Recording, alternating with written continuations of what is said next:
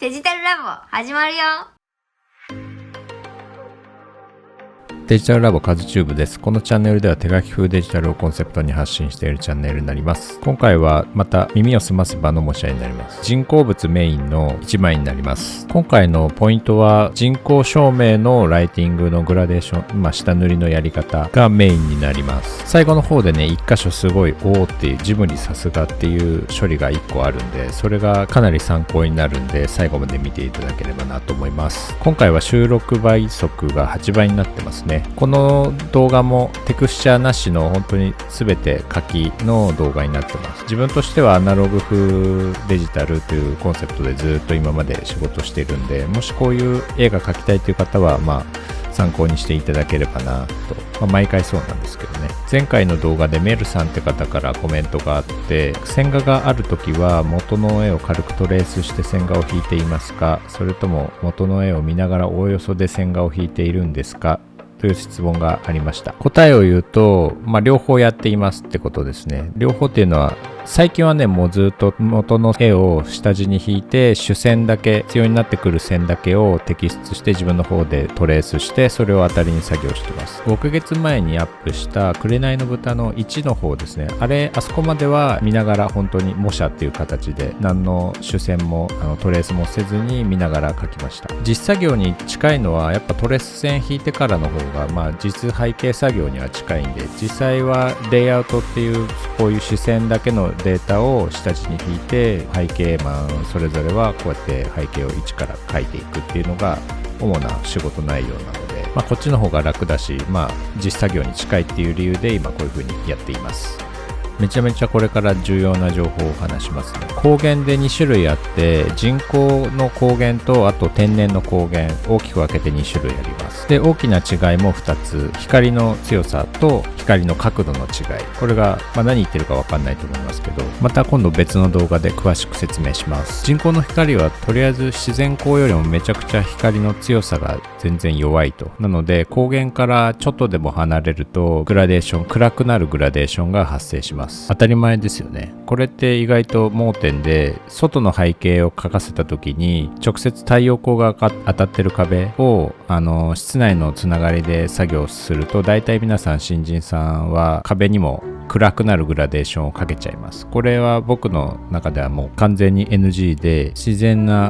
光の法則とはかけ離れちゃう真逆の性質になっちゃうので、それはやめてねっていう話はしています。すいません、難しい話でしたね。今度本当に動画にしますんで、図解入れて詳しく説明します。すごい大事なんでお楽しみにということで。はい、ここから書き込んでいきます。奥からどんどん仕上げていきます。下塗りの一番のポイントは、何かの動画でも言いましたけど、もうライティングが命ですね。できる範囲での大雑把な質感も一緒に入れられるとよりベスト。これがいい下塗りの条件です。背景でライティングがずれるって本当に致命傷なので、絵の土台になる部分、全部のオブジェクトに影響することなので、ライティングっていうのは。なので本当に超大事です。作業の遅い人ってライティングを最後まで決めないっていうのが、僕が見る限りの手の遅い人の特徴かなと思います。土台が決まってないので全部ふわふわなんですよ。最終的なゴールが見えないままずっとなんとなく作業して、で徐々にライティングができてきて、やっぱこうしようみたいなことで今までやってた作業が無駄になってしまうみたいな、デジタルのその新人さんでよくありがちな状態ですね。そのライティング決めなかったばっかりに起こってしまう状況です。ただあれですね、新人の頃はライティング下塗り見てもらうのいいかもしれないですよね。僕がアナログ時代の頃、もう本当に入ったばっかりの時は下塗り見てもらった時もありました。本当にド新人の時は見てもらうのはすごくいいと思います。デジタルでも一緒で、本当に作業の初動、あと仕事を始めたばっかりの時、本当に初動の時ってめちゃくちゃ重要な時期なんだと思うんですよ。で、そこで癖ついちゃうとやっぱりずっとそれが続いちゃうんで、なるべくその悪い癖がない状態で一番初めのうちから本作業に入れるのが僕が思う理想な状況、理想な形っていうところですかね。手書き風デジタルってずっと僕やり進めてるんですけど、時代とは逆行してるかなっていうふうに少し思う時もありますけど、もっと効率的なやり方とか、もっと簡単に書けるやり方とか、現時点では今のやり方が一番ベターだと思っています。手書き風デジタルをやる上では。実際に今までの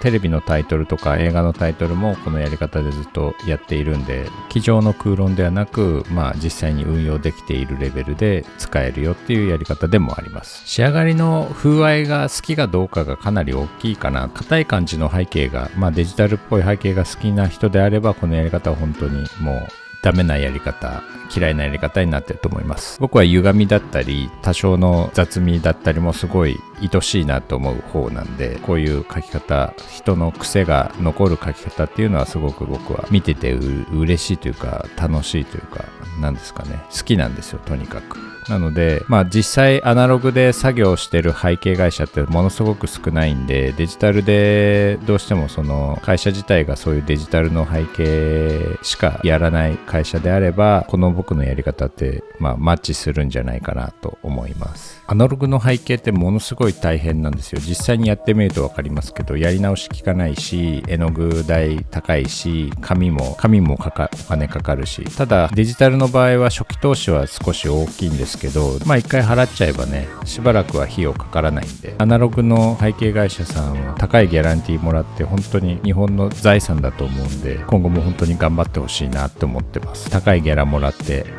維持していただければ素晴らしいものだと思うんで、この角の処理ですね、結構デジタルでまっすぐ線引いちゃう人もいると思うんですけど、やっぱりブツブツ切れてる方がこの石の感じ、硬い表現、硬いところが欠けてるっていう表現の説明にもなるんで、これはめっちゃ大事な表現方法の一つですね。うまくいかない人もいると思いますけど、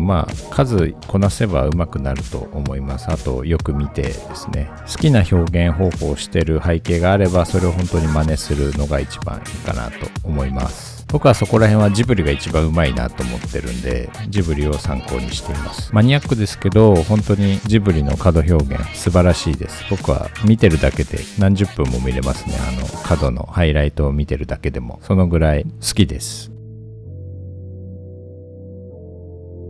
ここの階段のところ、グラデーションから少し塗りを濃くしたり、境目をエッジ立てたりしてるんですけど、初めのグラデーションの時にあんまり細かくこういうしっかりカチッとしたグラデーションやると、アナログっぽいデジタル背景からちょっと遠ざかってしまうかな。角は立ってるんだけど、緩いところは緩いみたいなのが多分アナログとデジタルの大きな差だと思うんで、下塗りの段階であんまりカチカチやらない方がうまくいくと思います。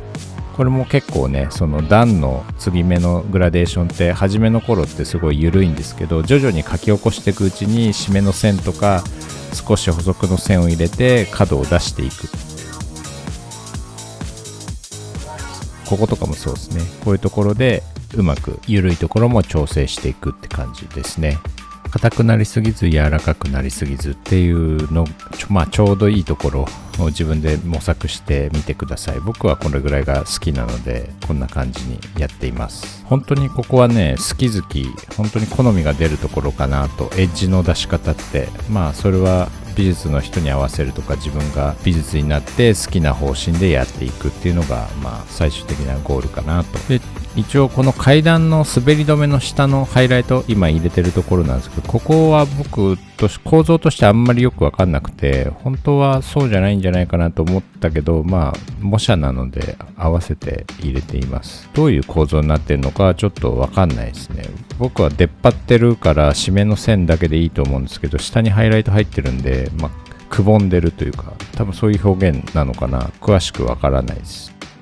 この光と影の境目の処理がやっぱアナログの背景っていいですよね。何回も手入れてしっかりこうエッジの弱い部分をしっかり書き出していくみたいな作業は、僕は作業をやってて非常に楽しい部分かな。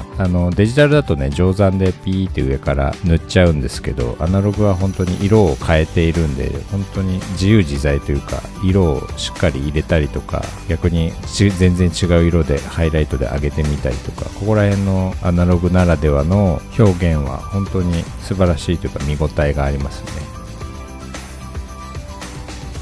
この縦の筋、雨だれよく起こる雨だれの表現もすごくいいですよね。テクスチャーだとね全体的に入っちゃうんであんまり面白みないですけど、こうやって自分でここに入れようかなっていうので入れるのはすごく楽しいです、やってて。でこういう円柱状の鉄製のもの、僕の描き方ってだいたい中間色ややアンダー気味の色で塗りつぶしてから後から描き起こすっていう感じにしています。で僕自体はアウトラインがある背景が好きなんで、そのアウトラインを出すためにも、後からアウトライン引いてもいいんですけど、初めに入れといて中を明るくするやり方の方が僕は好きなんで、気持ちいいんで自分でやってて、でこのやり方でやってます。ちなみに足りない時、アウトラインとしてちょっと締め感が足りない時は後から書き足したりもしてるんですけど、このままいければこのままっていう感じが一番ベストはベスト。上の方はね若干締めたりしてますけど、強弱はありつつ本当に一律の濃さにならないようにやるのが細かいですけど結構ポイントかな。同じ色でね囲っちゃうと本当にイラストっぽい感じになっちゃうと、遠近感とか空気感とか質感が全然合わなくなっちゃうんで、アウトラインのだから結構シビアというか細かいですけど、このアウトラインの微妙なバランスってすごく大事です。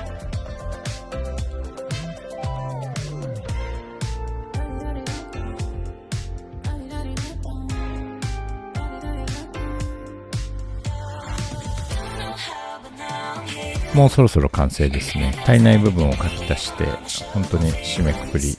これから前半言ってた人工照明の影のその大事なポイント、ここです。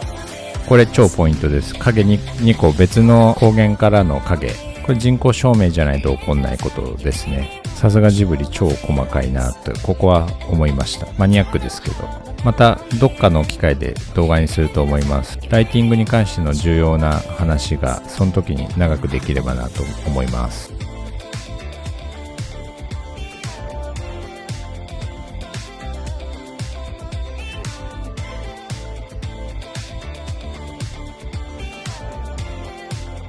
覗き穴書き忘れてたんで、これで書いて終了です。最後まで見ていただきありがとうございました。チャンネル登録、高評価よろしくお願いします。コメントも待ってます。